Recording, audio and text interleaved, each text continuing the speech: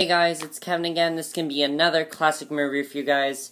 And this time I'm going to be reviewing to you the 2004 drama biopic classic, The Aviator. Now, I was planning on not reviewing this movie for you guys for several, days, but I really enjoyed The Departed. I was really into The Departed, and that movie sort of made me want to check out this movie because, if you remember, I got that Martin Scorsese 3-pack. Well, this was the last movie in that set, and I really wanted to watch this movie, and, I really wanted to watch it. One, because it has my favorite actor of all time, Leonardo DiCaprio, but two, I just thought it was it looked like a very good movie, and I was really looking forward to it. And it turns out The Aviator is amazing. I love The Aviator. I thought it was a fantastic movie. I really enjoyed the direction it went and the way the story was told, and by watching this movie, I do have one, this movie is pretty much flawless in my opinion. It is soon to be a masterpiece. It has no problems at all in my opinion. Is extremely, is an extremely amazing movie, probably one of my favorite movies of all time.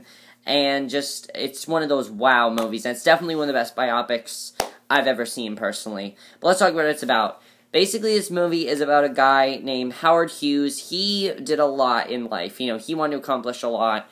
Basically, he was an aviation pioneer, and basically what an aviator is, it's someone who gets invested in, art. He produced a lot of movies. He actually became the world's, and he still is, I believe, the world's wealthiest man. He drew upon numerous sources and things like that. He made many movies. He became a very successful film producer and an aviation magnate.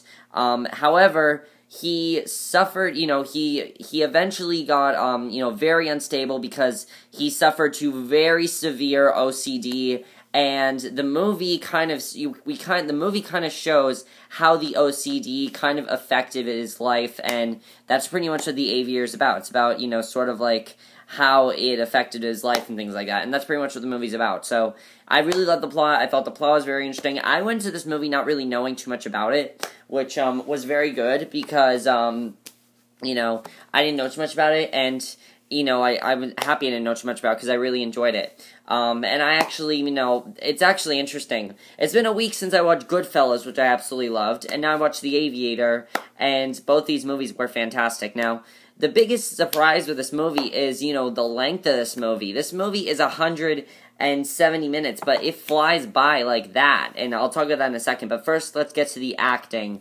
Leonardo DiCaprio. Why has this man not won a fucking Academy Award? Like, seriously. He needs to win an Academy Award right now. Like, seriously.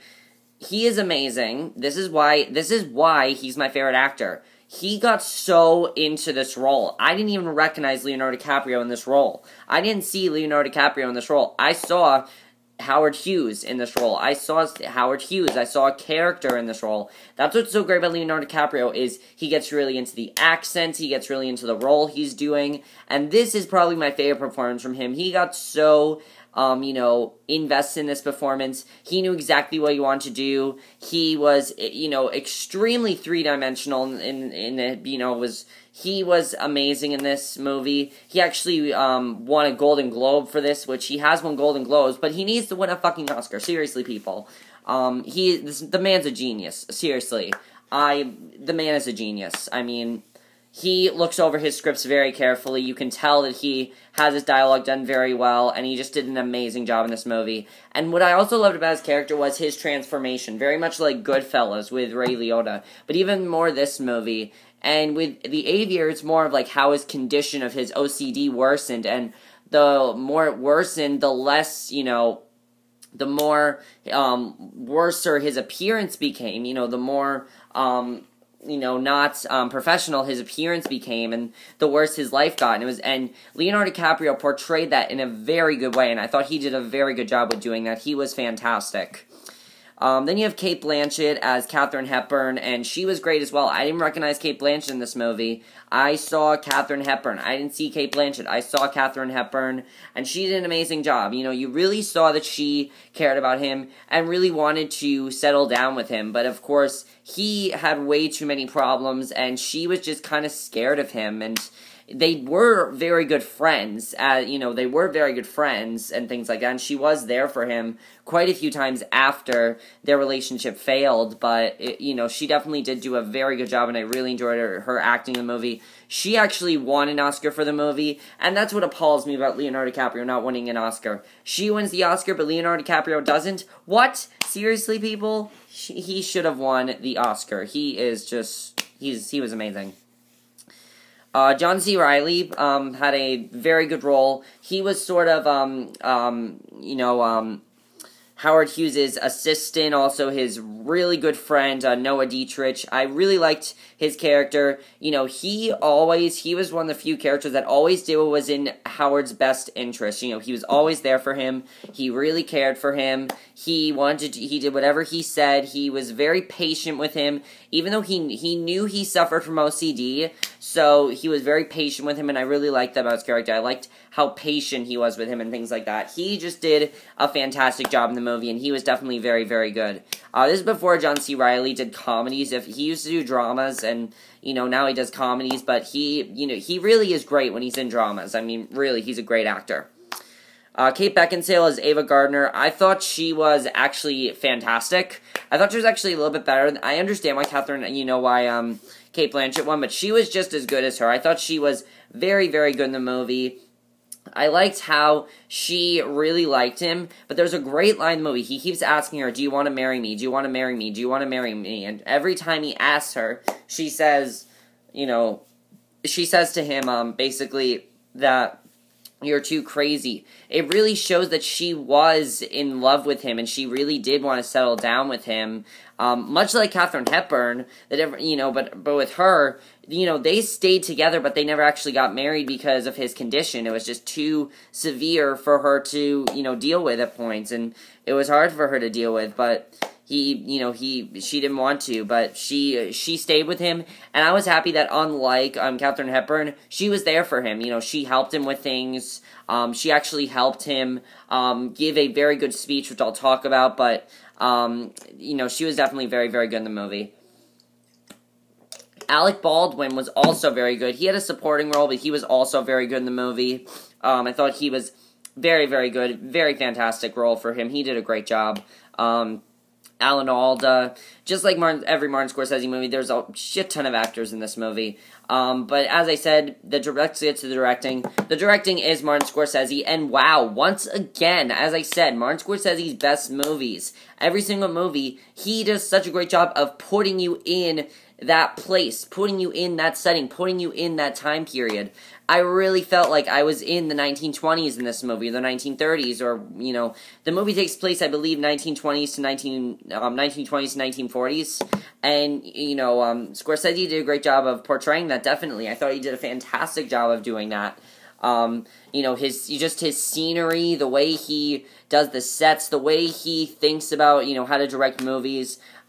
I wish I could get into his head. I really wish I could, because this man is a genius. Just like Leonardo DiCaprio, he's a genius. He really knows what he's doing. He's very hands-on when it comes to directing. He knows what he's doing. He's not doing anything new. And the thing is, he never does anything new. He does the same thing in every single one of his movies. But his directing is kind of its own character, because you feel like you're in that time period. And in this movie, I very much felt like that. I felt like I was in the 1920s, 1930s, 1940s.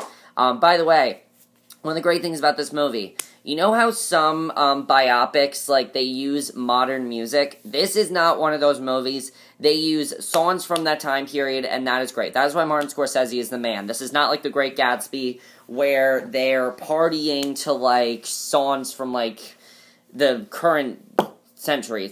I can understand why they did that in Great Gatsby, but they did not need to do that in this movie. They did a very good job with not doing that, and I was happy they did that, because that was definitely very good. The cinematography was gorgeous in this movie. The scenes especially the really tense scenes, I don't get to the really tense scene, but especially any of the plane scenes, any of the movie scenes, Just crystal clear cinematography. The editing, as I said, was great too. This movie is almost 3 hours long, and it flies by like that, and I had no problems with this movie. Every scene had to be in there, and I had no problems with anything, really, with the editing. I thought the editing was fantastic, and I had no problems with the editing at all. I thought it was fantastic, honestly. I thought the editing really was fantastic. Really, I thought that. This movie did win Best Cinematography, Best Film Editing, Best Costume Design, and Best Art Direction, which definitely does deserve. And as I said, Cate Blanchett did win a supporting role for Best Actress. And that's, pretty much what happened there. But now let's get to the spoilers of The Aviator. If you guys have not seen The Aviator, and you don't, or if you do know Howard Hughes' story at least, which I personally didn't, which is one of the best things Martin Scorsese does, is he takes people that aren't as well known and he makes them well known. He does a very good job of doing that. But if you haven't seen this movie, I advise you not to listen to the rest of this review. Come back, and then you can come back, watch The Aviator, and then watch the rest of this review. So as we know, of course, his life pretty much got really bad after that plane crash. That's the biggest thing, that plane crash scene, holy shit, that was intense. I was like, okay, the movie's about to get extremely intense now. When that scene happened, I'm like, okay, now the movie's going to be very intense. I knew it after that scene, and I was correct. The movie got a lot more intense after that scene, because from that severe accident, his condition worsened. He started repeating things randomly. He started to, randomly, and I know it's very weird, but he actually did this in real life, and I know it's extremely strange, when he literally started putting cameras into Ava Gardner's house and started, videotaping her because he was protecting her, and that's one of the severe signs of OCD, is that you care more about others more than you do yourself, and you care more about other people's business than you do about your own business, and that was the problem with him. I thought the best part, though, really, of the end of the movie, I love the end of the movie, because the first scene, I did not understand why the first scene was there in the first place. I'm like, okay, I get this.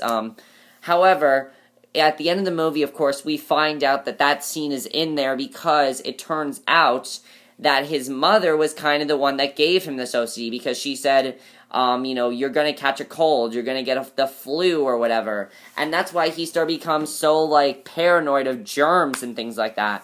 And it was really sad in the movie, because I thought everything was going to be fine for him. And then, of course, he had a relapse with his condition, because OCD is not something that goes away, if you guys know that. I personally wouldn't know that. I mean, we're all OCD about something. For me, it's the stupidest thing. But severe OCD, an actual disorder, it's hard to get rid of. When you have something like that, it's hard to get rid of. I wouldn't know personally, because not a lot of people have severe OCD. Everyone has some sort of OCD, but I don't, so I don't know personally, but I know that stuff like that is hard to get rid of, and that's really what the end of the movie was trying to show, is that he kind of was doomed from the start because he had this OCD. And the end of the movie, where he just goes, the way of the future, the way of the future. I think the end of the movie is really, the end of the movie is really trying to show that it's not going to get better from him.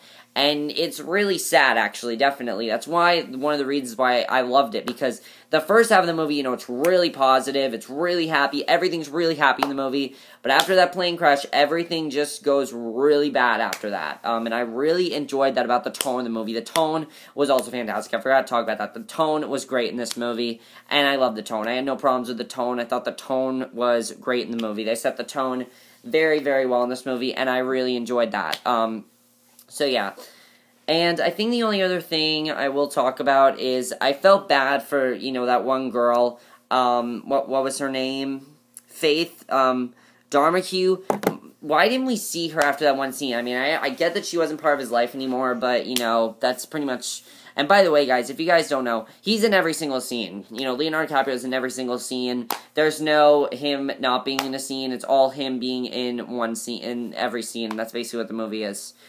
But overall, I love The Aviator. It was a fantastic movie. I absolutely loved it. My question is it my favorite Martin Scorsese movie?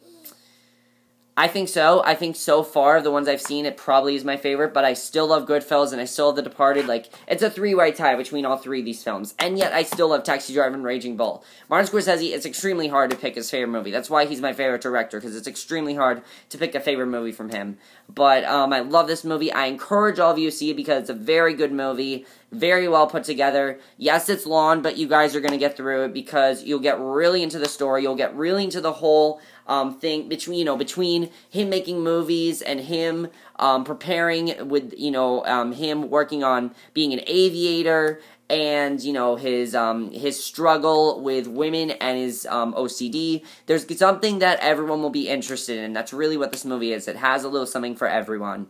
But I encourage all of you to see this movie because it is fantastic. That's basically my review of The Aviator. I hope you guys enjoyed it, and I'll see you guys in my next review, which will be my review for Crossbones. So I'll see you guys for that. Okay, bye.